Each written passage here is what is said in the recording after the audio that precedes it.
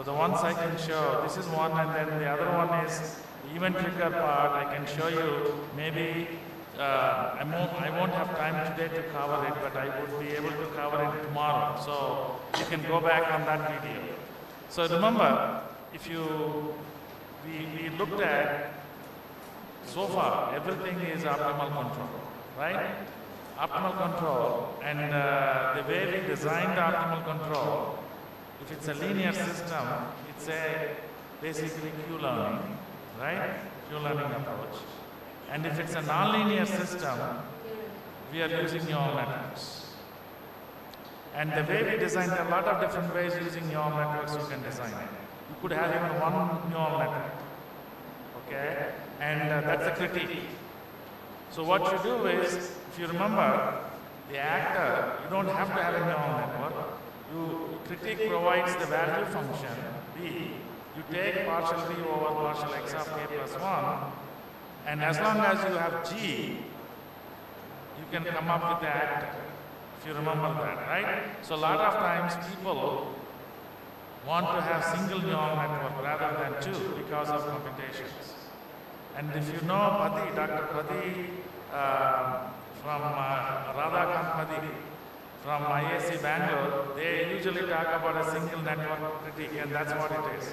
His PhD work was using single, is nothing different, but I'm just saying that for that you need to have the G. But if you remember, you can use two neural networks, one to approximate Q, other one to approximate G, but you still need G, that control coefficient matrix, because that's required, Otherwise you can tune the actor neural network, remember that. So that's why what we did was, if you remember, we added an observer or identifier, exactly. We have to have that. So that helps you to get the G, which is a G hat. Then you use with two neural networks and you are able to do that. Okay? So either you use an identifier, if your states are measurable, or you can also use an observer. Now that's a new thing that came out in the last 10 years. Typically, observer requires the dynamics, okay, of the system. So if you look at what we covered that the observer also can relax the dynamics and uses the output basically to tune to estimate the state of the system. So this is it's kind of an identifier, you see. So I think that's something you need to realize that. So what I'm going to show you is a comparison of a video which was done in 2012 of an adaptive critique optimal controller and a stabilizing controller. Stabilizing controller doesn't use optimality. So you want to compare in a real hardware. Because we know in simulation I showed you, and we always think that optimal gets better and it's an additional computation and all. But the fundamental question is, does it behave the same way on the hardware? Okay? And I think that's one thing. The other thing is, we'll see there is an obstacle avoidance. I thought I would show you. There was somebody was asking me, there's a lot of work I have done, but this has a little obstacle avoidance. There's a little bit AI in there. Basically, it detects the obstacle and then it decides how to avoid it. But then you will see that there's another robot in the front. So if it tries to move to the right, then you have another robot. So basically, just like a human, that robot slows down and waits till that other robot passes by, just like a human. Remember, when you are trying to bypass somebody, then you see something going on, what do? You slow down, let him pass, and then you go back. So there are things like that. One of the things that you will see, and this is for formation control. So I have, so here we have one leader, we call, and there is a follower. And the purpose of the follower, you just follow the leader. If the leader makes a right turn, you also make a right turn. And the goal is to maintain some distance between the leader and some bearing. some angle, okay? So this is a very typical problem, like in automated highways systems, you know, where you don't have to drive the car. Once you reach the lane, you can put it on the cruise, as I said, rapid cruise, and everything, the system would take care of it. Because it looks at what is in front, and then the car in the front slows down, your car also slows down. You know what I mean? So there's a lot of work has happened in autonomous vehicles for transportation systems. Okay?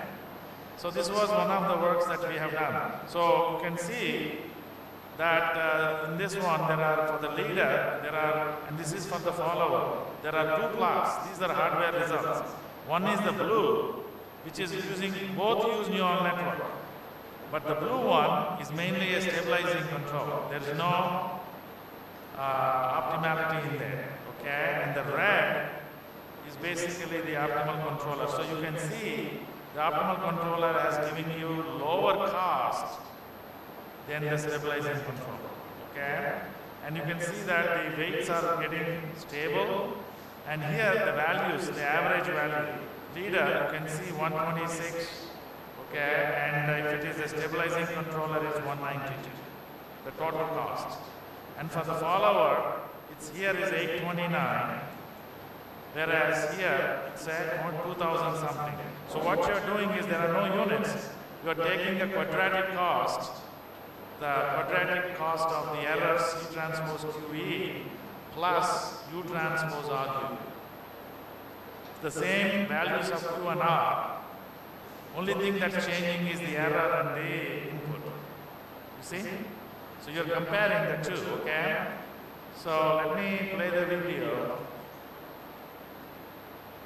Let's see if it plays. Oh. It's not playing, so it's... I didn't realize I should have brought my laptop. Maybe I'll bring it tomorrow.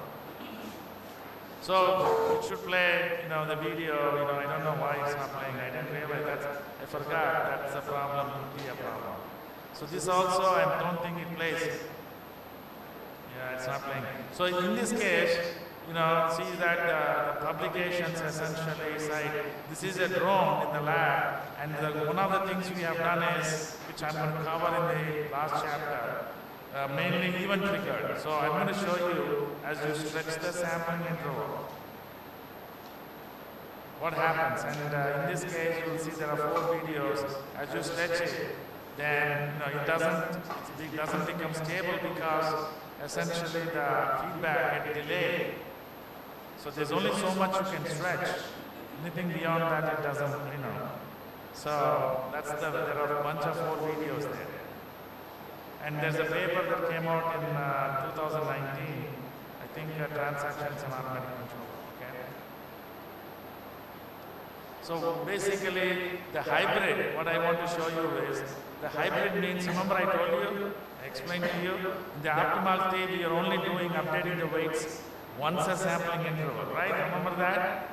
But then the policy iteration paper I sent you, right? I already sent it. The paper that I told you, that was a policy iteration paper. So the policy iteration basically is you solve it using purely numerical methods where you're holding the time at the sampling instant and you iterate it for a very long time. Once it converges, you stop and then you update the time. But in practice, the sampling interval is fixed. So the problem comes in is how many iterations, and if you have many iterations, you can't complete it within the sampling interval. Things will blow up. So here, we came up with the hybrid, where you take a few iterations based on your sampling interval, the duration, what that's left over, and you're also updating it once a sampling interval. And then the modified hybrid, you see that basically uses the history. The hybrid doesn't use the history, whereas the modified hybrid uses the history. See that? So what happens is, you can see the Bellman error, the modified hybrid converges much faster than the hybrid method. Okay? So, but now, you look at this one. Somebody asked me, what's the difference? Like time difference, the one that we are doing. So you see that I kind of plotted a ratio, hybrid versus temporal difference. Okay? So what it shows is, if both are equal, then then the value should be equal to hybrid or temporal difference should be 1. But here the ratio is less than 1, right? So that means that hybrid is doing much better than the temporal difference. So this is another way to look at it. So that and we have plotted we have a lot of papers that shows how hybrid is a lot better than the one that you guys are doing, temporal difference, okay? So this video that I thought I could run it, but I think on this laptop, I may bring it tomorrow or something, or Wednesday. So in this laptop, it's not running. So this laptop, basically, this is mainly a regular optimal controller without hybrid. But if you added the hybrid, it does much better job. Okay? It has got the obstacle avoidance. Maybe in the afternoon when I come, I can also bring my, or maybe, because if you are going for the tour, I won't bring it today. Maybe I'll do it tomorrow. So that's what I thought, okay? So here, the hardware implementation, I will tell you, it's a 8086 processor. 8086 processor was designed when I was an undergraduate student. It was a 16-bit, very limited memory, and we had 3 neural networks we are implemented. One is the observer neural network or identifier, because the mobile robot, remember I said that it's a non-hologramic. And you will see that, so I don't know whether I thought I had another slide, but I don't think it's there here. It's here. Okay, so, and it goes around in a circle. And the follower also goes around, nicely shows. And one for the observer. Observer estimates the states of the system. You don't have sensor to measure all the states. So we have a sensor that can measure the distance from the lead. And we have a sensor that measures the bearing angle. That's all. The position and velocities are all estimated from the observer. The second neural network is critique neural network, which is approximating the cost function. And then you have the third neural network, which approximates the action. So all the three, remember that software that I intro to oral, the Travis paper, that's exactly the implementation. The only difference is in that paper, Travis paper, there is no observer in the simulation. Here we need an observer because we are not measuring all the states of the system. So the idea from that paper is implemented in the hardware. So I couldn't play, I didn't realize it. So I will bring my laptop and then I will play that. Okay? So any questions? And then this one, again, I'll try to play this. This particular video is mainly, it does is event triggered sampling, and we're going to talk about it in this chapter, the last chapter, lectures 9 and 10. Okay? So I'm going to switch it to that chapter. So any questions here on the hardware implementation? So that paper, there was a paper that was published in IEEE Transactions on Control System Technology. Okay? And that paper essentially has the hardware results. And it was published, I think, 2012, I think, Transactions on Control System Technology. And it talks about all this stuff in it. And with reduced information, it basically the exchange of information is reduced. Because you're using wireless network, you may not be able to transmit a whole lot of data from the leader to the follower and stuff like that. Okay?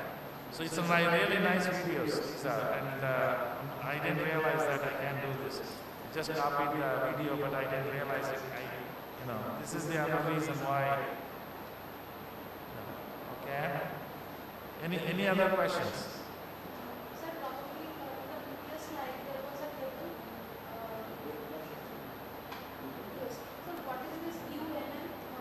So the difference between the two is the UNN is mainly the stabilizing controller without any optimality, the control input, Whereas that other one, the first column was the optimum. So there are other slides, this particular deck deleted all of them, that's why you don't see them, you know. So this particular one was, the first column was optimal control. Okay? And that's the total cost. Total cost, the first row is the leader and the second row is the follower. First row is the leader and the second row is the follower. So you can see that the cost is at least 1/3 compared to the non-optimal controller. You see? So there's more details in the paper, transactions on automatic control. So I think, I don't know, he has the internet in there. Let me see if I can. So that's too bad. I brought I copied. I thought maybe I'll do that. So if you type in.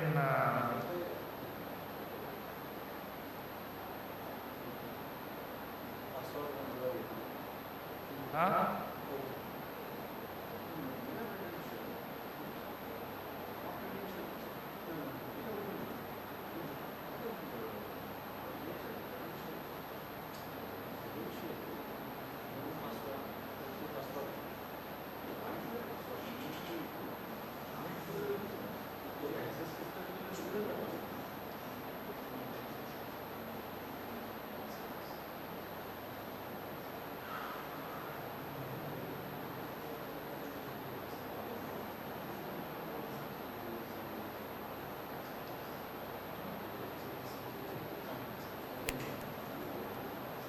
See, this is the paper.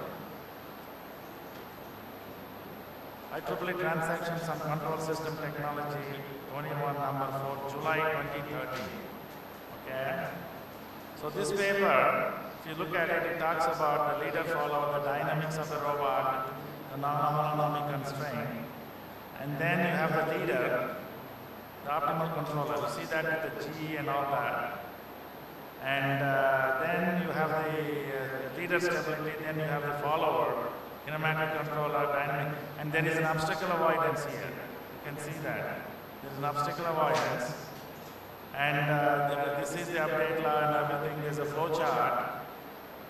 So this is the robot. You know, it has camera, but we didn't use it. And you see that the leader, this is the leader and this is the follower, and there is an obstacle there. And so there are two parts. One is the optimal controller, and this is the neural network stabilizing controller. And you can see that, you see those spikes in the tracking error. Do you know what those spikes are? What are those spikes? You see here, you can see even here also there's a little spike.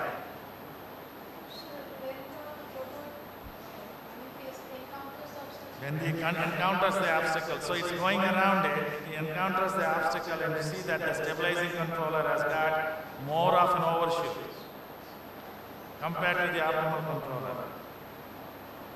Okay, and you see there was a follower errors.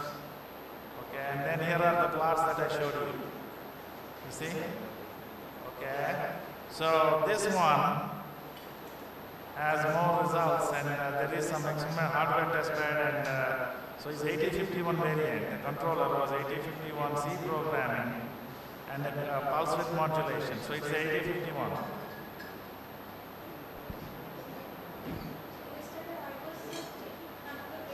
Okay. Right. Right. Right, that's right, that's right. That's all you need. You don't need a whole lot. So there was another paper, it talks about number of neurons versus computational efficiency. So you really don't need a very highly computational, programming. So but usually we do 2 layers for control. But this is a single layer, the basis function. So you can see that it talks about US digital quadrotor encoders for measuring, the velocity and all that, and then there's a reference velocity and all that. So it goes into some extent Here is the update law. And so this is a hardware test bed, hardware results. So this paper was IEEE Transactions and Control System Technology, Volume 21, Number 4, July 2013. Okay, so this is implemented the optimal controller using 3 neural networks. One is an observer, 2 actor, and critique neural network. So when I bring my laptop, I can show you the videos, okay? So any questions, guys? Any questions on the hardware? Like you said, I think you really don't need a very complicated, in the engine control that I showed you, originally we thought that you need a very complex processor. And we went with I think it's Intel Pentium with a 900 megahertz crystal. And we found out, that's where we were doing some experiments. We increased the number of neurons from like 13 neurons to about 250 or 300. And we saw that there's, it jumps and after 80 neurons. But we didn't require 80 neurons in the hidden layer. So we were able to do a fraction of that computing power. When we were implementing, I showed you the engine control stuff on Saturday. So what it means is you really don't need a very complex processor for real-time control. That's what I mean. And we want to do online real-time learning, right? We can't, there are no targets. So when somebody asks you, why can't you use supervised learning? What is the answer? What is the answer? We have unknown dynamics, so? Right, there are no targets. Even if you know the dynamics are known, even if you have dynamics are known, you have to really do some work in order to find the targets. Because like x dot equals to f of x plus g of x times u, you really need a target for f, you really need a target for g. You see what I'm saying? And look at all the update laws. We don't use the targets, we are using what? What are we using to tune the weights? So what did we use to tune the weights? What does the observer or identifier uses to tune the weights? Huh? What does the identifier uses to tune the weights? Look at your slide. Look at your slides. Right, estimate f and g. Look at the slides. I give you a minute. So that shows nobody's reading. After going back, I did mention that multiple times.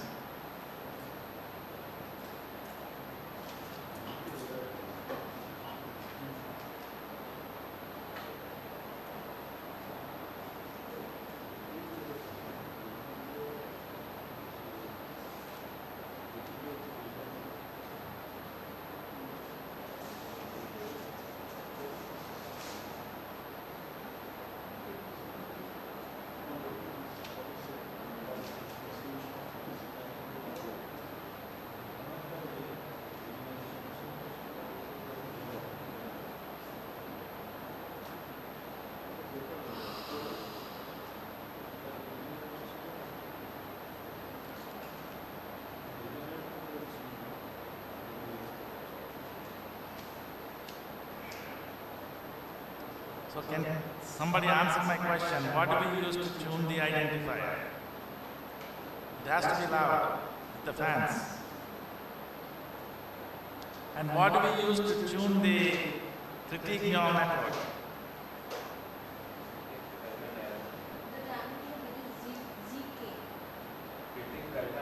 You take the Bellman error. Exactly. So what do we use to tune the critique, the actor network? That's critique. What do we use to tune the actor network? Control input error. Remember, you can't forget if somebody wakes you up in the middle of the night and says that, tell me about adaptive critique. You got to say that and say the critique neural network is tuned by the Bellman error and the actor neural network is tuned with the control input error. We spend a lot of time. Remember that?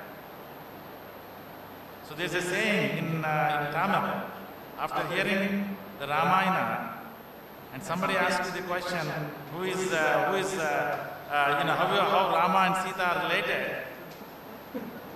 You know, I don't know, maybe in your language you also have that. Same thing, you see. So this is the problem. You see, that's why I asked you. So what signal do we use to tune the identifier? Do you have an answer? I know you are answering for the active critique. So what signal do we use to tune the identifier of the observer? It has to be measured, right? It has to be measured, otherwise we can't do that. So what do we use for the identifier of the observer?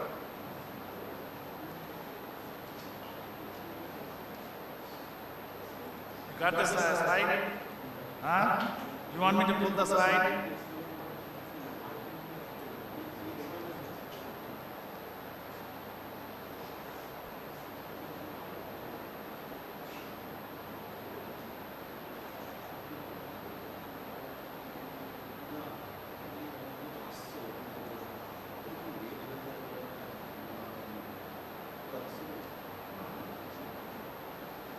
Okay guys, here. So here, this is the identifier. Here is the expected value. Okay. So look at that. I know you generate the history because you need the inverse. Then look at that. So here is the update law. Okay. So here is the update law for the identifier. So what am I using? So you see that zk minus alpha times that. So what I'm using here? What is that? So that error is basically, in this case, this is the identification. So I'm measuring the state and estimating it. So it's basically the state. Okay. So for the identifier, you're measuring the state. If you know that, right? If the observer, you can measure. But if you can measure the state, you're also estimating in the case of an observer. Because in observer, you are estimating also the state, you're also estimating the dynamics. Then you have to use the output. The outputs are measured, you know that, so you are using the output error. Y equal to C times X hat, Y hat equal to, and Y equal to C times X, right? And you're using that error, so don't forget that. So this is very critical. So there are little difference. So if I'm using, let's see here, if I can go to a little better place. Then you have to exit from there. Oh, I have to exit from there, okay. All right. So if I'm using identifier, and in the identifier, I know the state. So, then what you do is you estimate the state, okay? So this x of k plus 1, you will see that this is f hat plus g hat times u. And here, x of k plus 1 equal to f of f plus g times u. So you basically take in this error, x minus x hat. For this is the identifier. Now if it is an observer, the observer doesn't have the state. You're also estimating the state. So basically what you're doing is you're estimating x hat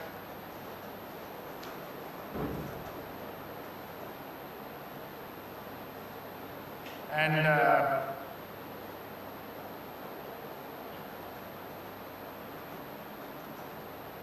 so here you y hat equal to c times x hat and y equal to c times x. So you measure this. So E equal to c times x minus c times x hat, c times x minus x hat. So basically this is the error in the estimation. So this is where the C inverse, pseudo inverse comes in, because C may not be a square matrix. Yeah. So then you write the dynamics in terms of E of k plus 1, everything, and then you do that. So this is a very critical thing. This is a very critical thing.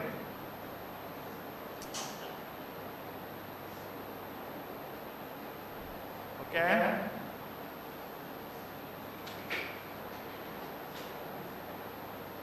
Any questions here, guys?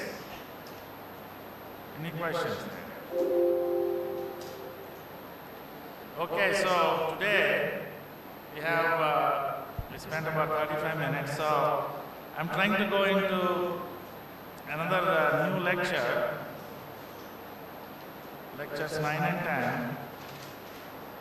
So event sample distributed network control system. So first we won't look at the event sampling.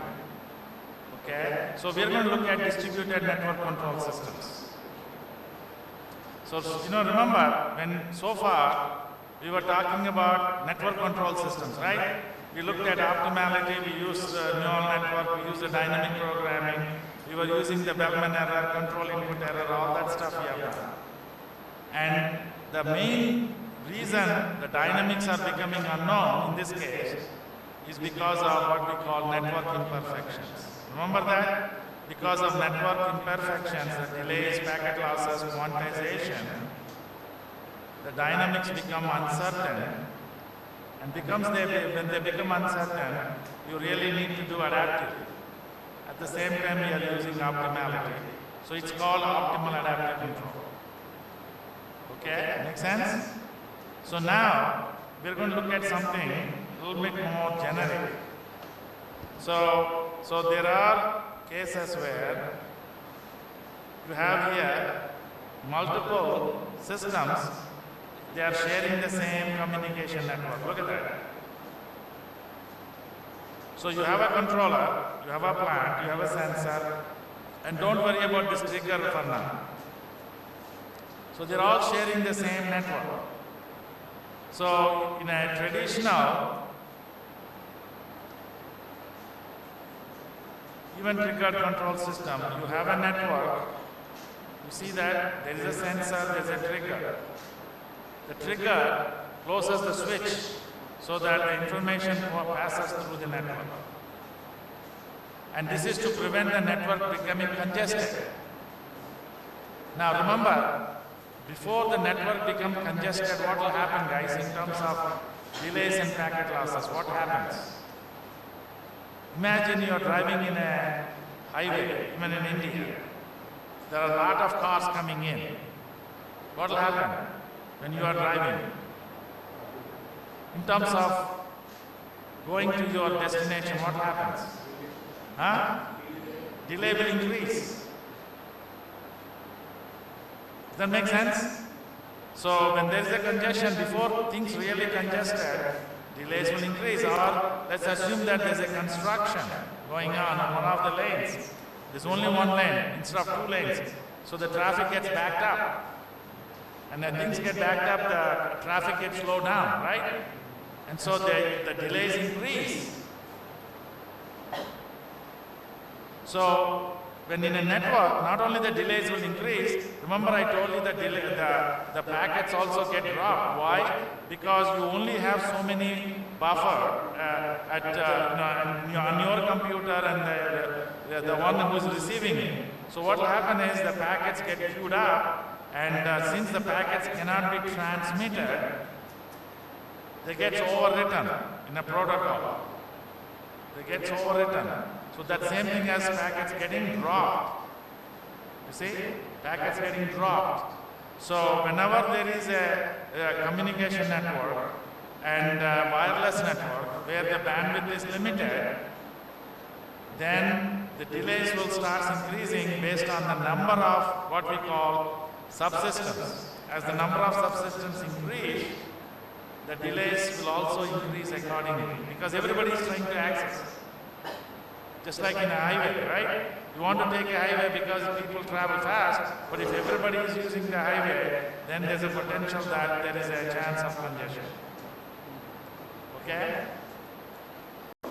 You have multiple ways we can resolve this, okay? One way to resolve it is by what we call event triggering. Event triggering is only you transmit the state vector when you really need to transmit it. Okay, and remember I said that's called performance-based sampling. So when the performance starts degrading and becoming unstable, then you close the switch and you transmit. Otherwise the system would run open loop. Okay, it runs open loop. So that's one way. The other way that we're going to start today is that you see that application layer here, this is basically a layered network. Network has so many layers. I don't know how many of you. Did anybody has taken a class on computer networks or communication networks? No. I think if you take a network, they'll show you this picture here. So this is like a layer. So there's a physical layer, there's a data link layer. You can see the physical layer. Physically it's connected by a cable. That like Ethernet cable that you see on the wall. Okay? There's a data link layer. Basically there's a scheduling happens. I'm going to talk about it today. Okay? There's a network layer, which is the IP protocol, Internet protocol, how to communicate and change. There's a transportation layer, TCP/IP. And there's an application layer where all our control methods are basically stored. So what happens is your controller is in the application layer, whereas the actual network has a scheduling in the data link layer. And there should be some information from here should go to here, and from here it should go to here. And traditionally, it doesn't. Okay? So that's called cross-layer protocol design. It's a big deal. In about 10 years ago, it's a cross-layer design. So the computer science guys don't understand the electrical engineering. The electrical engineering guys don't understand, just like you guys don't take it. So remember I was telling you, that's the problem. Most jobs, most stuff, you really need an interdisciplinary. And this stack, I don't know whether you talk to your computer science friends. If you have a computer science friends, talk to them, they'll tell you, I'm working on this stack. Have you seen a video people say that I'm a software developer, I'm working on a stack. This is the stack. Okay? So the network has so many different layers, and each layer is dedicated to do some specific job, just like in the campus, right? You have a head of the department, you have a faculty, you have a dean, you have a registrar, and then you have the director, right? Each does something different. So same way, each layer here is doing a dedicated function. So one way to minimize the network delay and packet losses is to basically bring in the information from the data link layer. You see the data link layer here? So that data link layer can send information to the application layer, and the application layer would send the value function. So I'm using the scheduling information as part of my minimization in the critique, and I'm taking the value function from the critique, I'm going to feed it into the scheduling protocol. It was never done before. We were the first ones to do. And by doing that, what you're doing is, you're actually changing the delays and packet losses. You understand that? So the first part of the presentation today, I won't use event triggering. Event triggering is a third way of cutting down number of cars entering into the highway. Now, I don't know in India, if you go to US and you go to any very big cities like Chicago, okay, I don't know if you have seen any movies or anything. You know, there are exits or entry points which goes into the highway. Before you enter, there's a signal light. You can't enter that highway without that signal light being green. You see? You know why? Because they want to make sure that they want to allow the cars that were already on the highway to go through. So they don't want to create congestion. And then actually controls how many cars enter the highway. And the primary purpose was to reduce congestion. But congestion is the ultimate problem. Before congestion, what will increase? What will increase before congestion? I already answered that question. Before congestion in a highway, what will increase?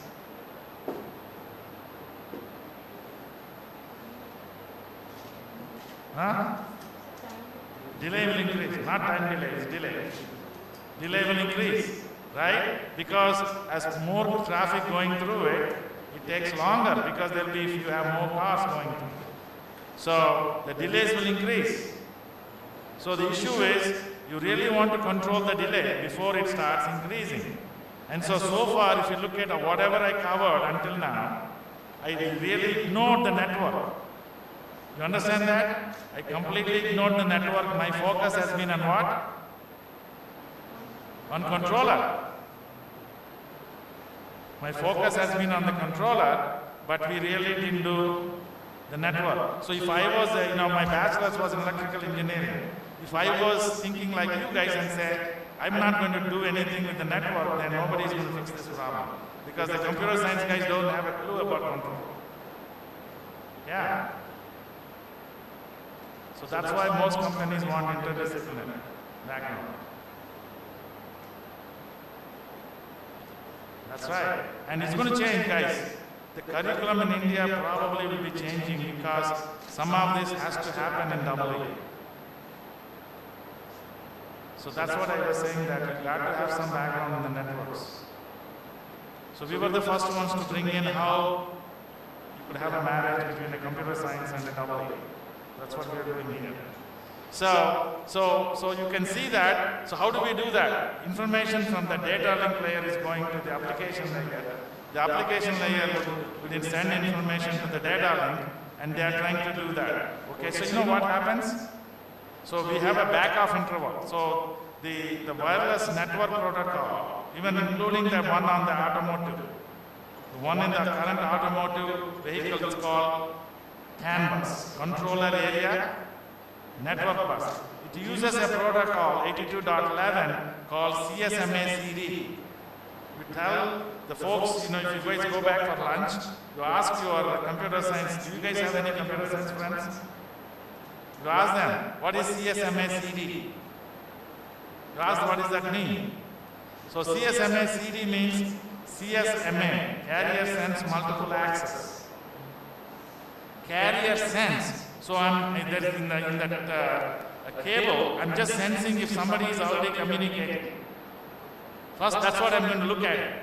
So what do you do when you are coming to a highway? You watch and see if there's any cars going through. So that's what I'm looking at. Is there anybody already communicating? Carrier sense. Multiple access. That means multiple people can access that highway, right? There are multiple, not just for one person. / collision detection, CD. CD stands for collision detection. So naturally, if that packet enters that highway and there's a packet going through, what will happen? They will have a collision and they will back off. So what happens is this protocol uses the back off interval. So when it sees that somebody is already communicating, it backs off. Okay? So this is a big habit that even I don't have it. Remember, in a group, even the TV, I don't know how many of you watch some of those Times News and all, they will be asking people individually, what's your opinion, what's your opinion? You know what happens? Everybody keeps talking at the same time. This is only happens in India. You won't see that much in other Western countries. Sir, I guess they are knowing, maybe at the beginning Reliance came with a handset. Okay. Which is integrated, you cannot remove that SIM. Okay. And exactly the CSMA-CD was the protocol for the communication. Okay. But after that, it obsolete. It is not. It's not. It's one of the older ones. Yeah. Older protocols. It still exists. It's a standard, IEEE standard. So basically, that is a good example. Everybody talks, nobody can hear, right? So the same thing in that carrier sense, because you have to watch and see if there's a communication going. If the other node transmits, then it collides and then both the nodes have to back off. The way you operate is the back off interval is random. Whenever there's a collision, both will back off, and when they back off, they did such that it's random back off. Both will never be able to transmit, and they back off at random times, for random duration. You understand that? So then the one with the smallest back off interval will actually try to access the network again, or the cable. So this is how it works. Okay? So the question is, how do we bring the controller? See that we brought that value function into this, and we want to maximize it. And then we take the back off intervals or some information from the data link layer, and we are feeding it as part of the minimizing that value function. So this is what we are doing. There's the equation with traffic. I don't have it on my slides on the show, but in the book it does explain it nicely. So this is how you are doing it. So that means you are taking information from the data link layer, and feed it to the application layer where the controller is operating, and you're also adding an extra term to minimize. You remember that? And then you take the value function and you're feeding it back to the data link layer so that you want to maximize it. Why maximize? Because you want the network to carry the maximum traffic. You see? You want the network to carry the maximum traffic. And you want to maximize it. So you have a minimization problem in controller and a maximization problem in the scheduling layer.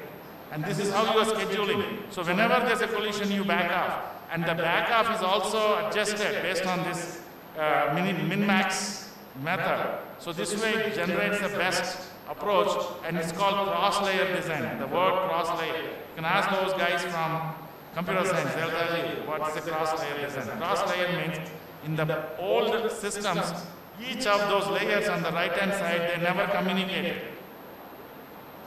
But in 2000, when the networks are getting popular and cyber-physical systems are coming in, then people thought, no, it doesn't work like that, where people don't talk.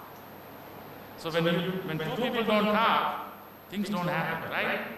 That's important. So whenever two people have a problem, what do they suggest? They say communication. Communication is the best way to solve it. It's not good to back off forever. So that's what happens. And that's important if you are married. You know, you talk to your parents, you tell you.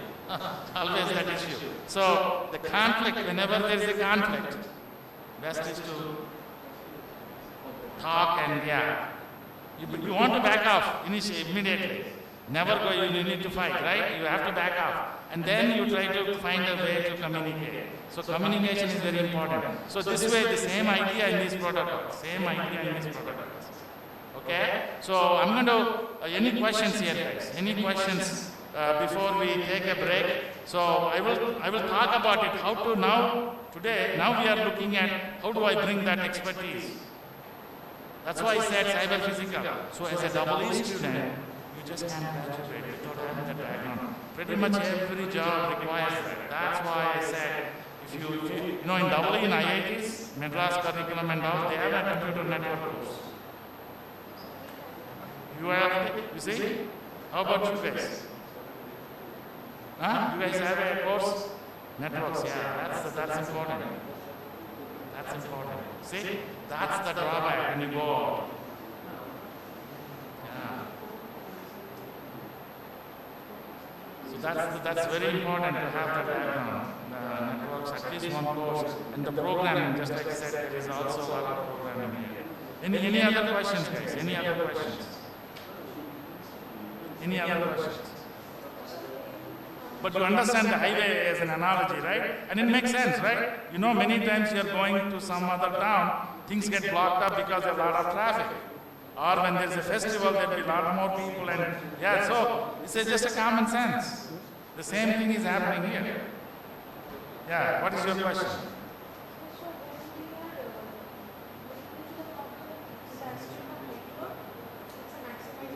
It's a maximize because you want to maximize the amount of traffic going into the network. Whereas in the control problem, it's a minimization. Remember I told you in the beginning, everybody wants to, in the reinforcement learning also, they try to maximize the reward in most computer science. They always look at everything maximum for them. So they want to maximize it. But in our case, we are trying to minimize it, the value function. That's the difference. Right. Error and also input. Yeah. Right. You just take that same thing and go put it there. You have the code. You can look at it. Yeah.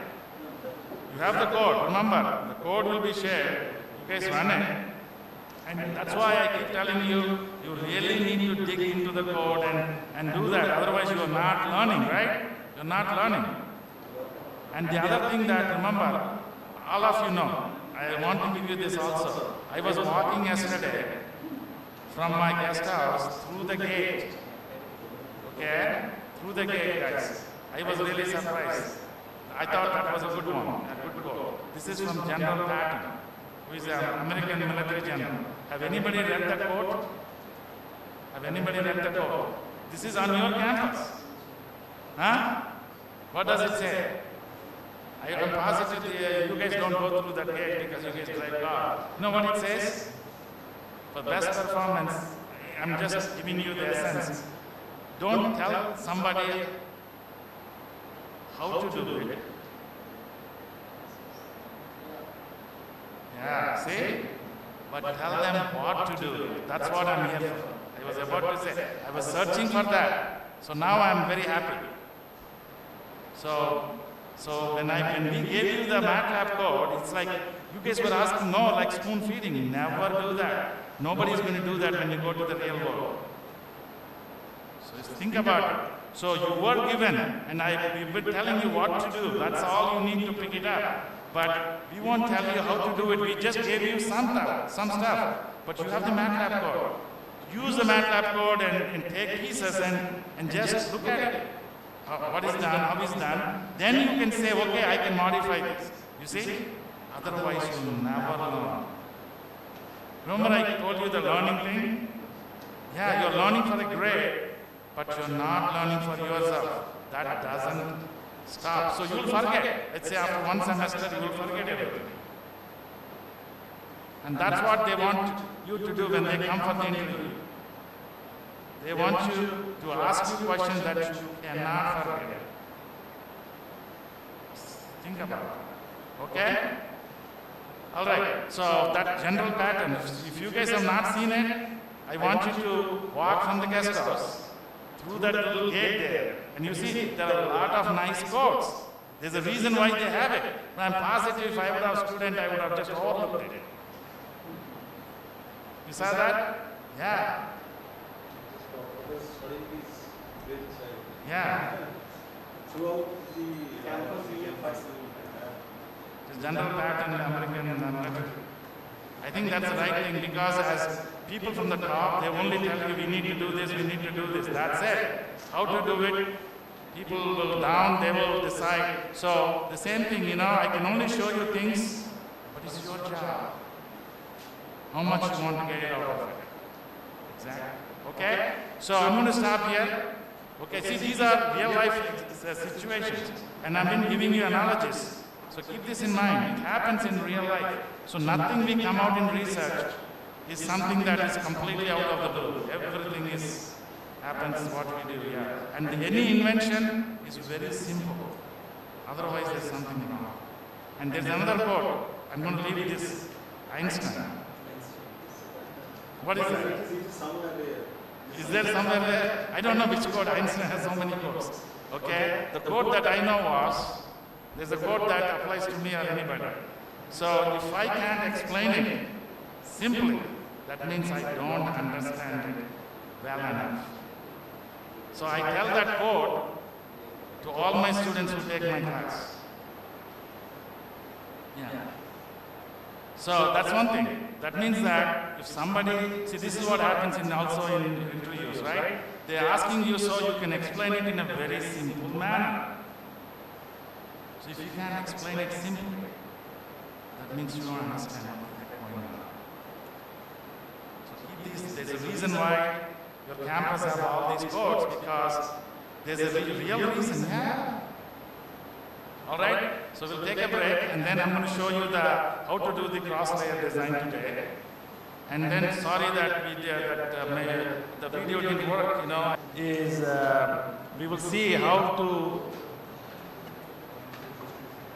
pass the information between the two layers, okay? So, if you remember this, you guys probably can recognize this. So each pair or each system, or we call subsystem, you write the dynamics like this, which you have written, right? Now you see that L, the L is in the top. The L means the L subsystem. Because so far we have been looking at one subsystem, right? Only one. But now there are, let's say, there are so many different ones. Okay, so now you see that there is also an L in the dynamics. So you take that and then you basically continuous time and discretize it and do all the network imperfections. So you see that there's a L in the superscript.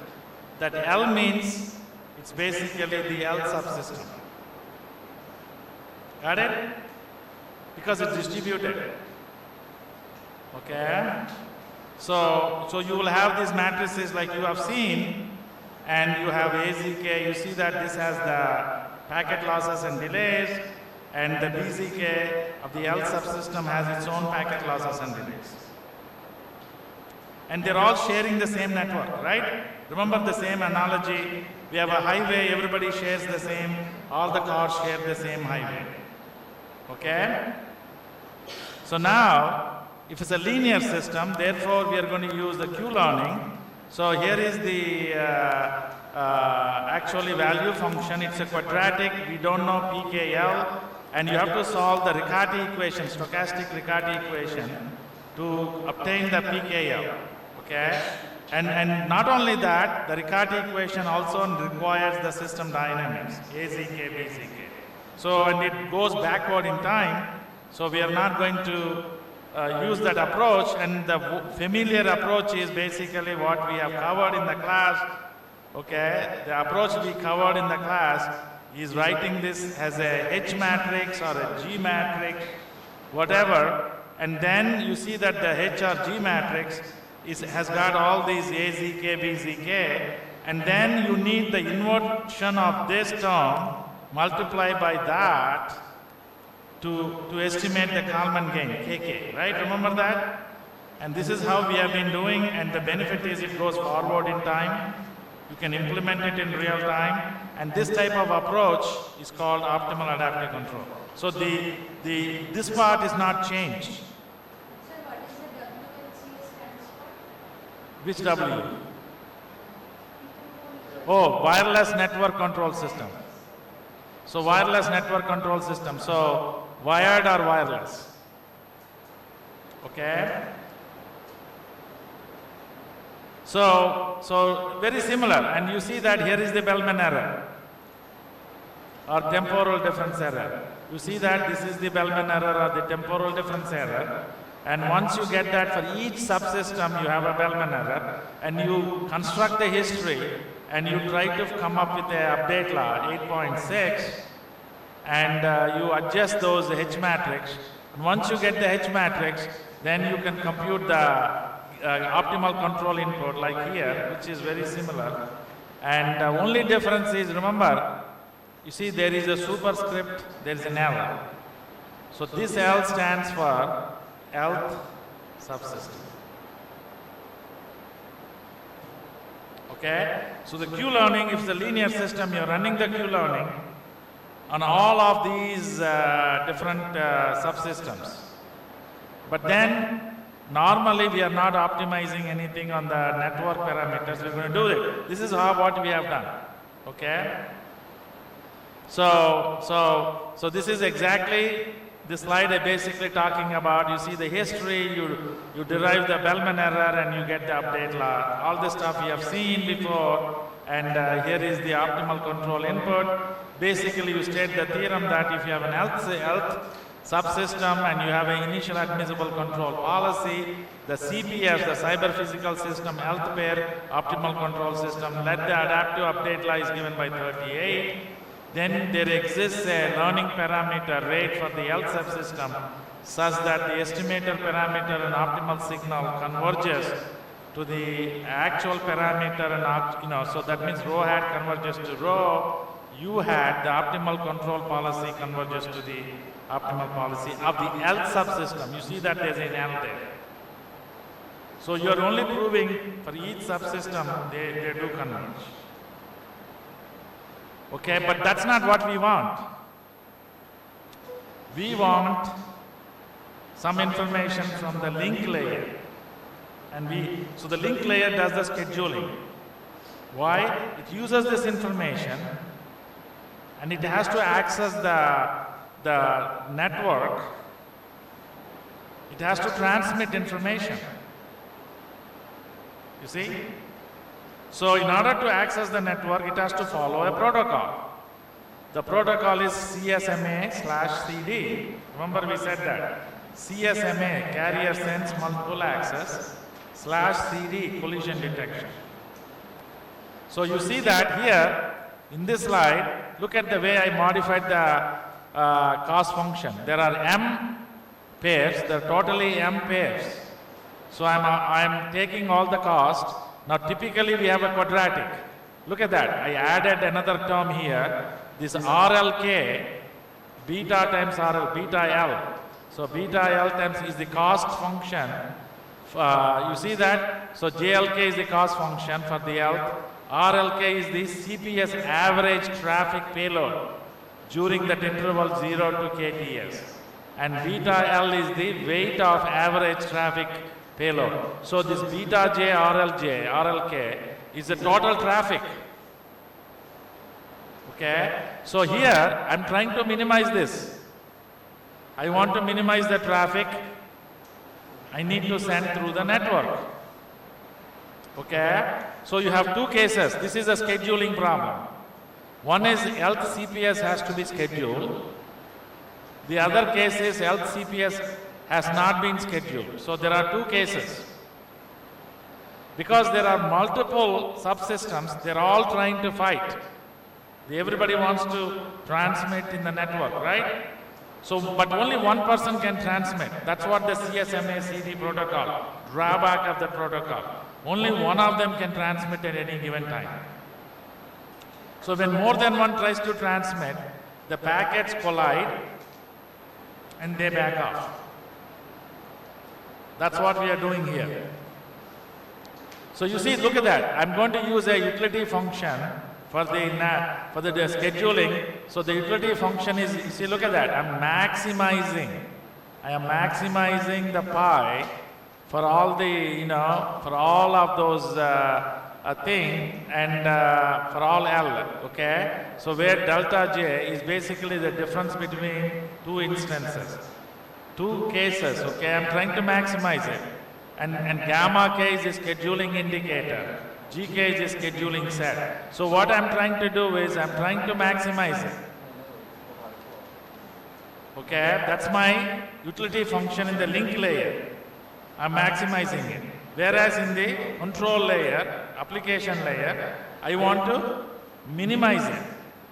So I added a term to reduce the amount of traffic. That's why I was minimizing it. Here, I want to maximize it. You understand that? I want to maximize it because I can transmit often. So the way we do that is, you see the back off interval? The back off interval is a function of this maximum quantity. This maximum means minus of that is minimum. And then you have the NLK. NLK is the delta is the scaling factor. NLK is a random variable which satisfies the Gaussian distribution. So this back off interval, as part of the protocol, you're not changing the protocol. You're only changing how much you back off. So when two people are trying to access the media, you're trying to maximize that utility function such that the network is being utilized to a maximum. So always somebody is transmitting. That's the goal here.